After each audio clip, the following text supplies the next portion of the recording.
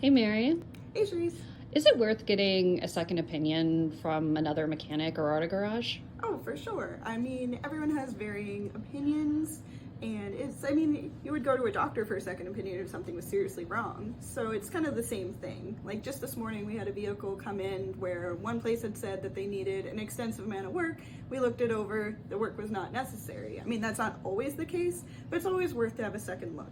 And we're able to show you why or why not something needs to be or doesn't need to be replaced. And does that work too with like auto parts? Is it worth calling around and seeing who has the best price? Yeah, it's definitely an option.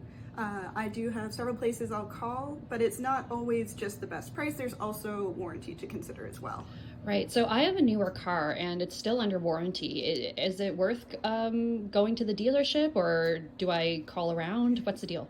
Definitely, if your vehicle is under warranty and if you suspect an issue that would be covered by warranty, 100% go to the dealership because they're going to be able to do that and cover that. But if I look at it and say, yes, this is what's wrong, it's still going to have to go to the dealership for their mechanics to say, yes, that is in fact what's wrong. It's under warranty. We'll replace it.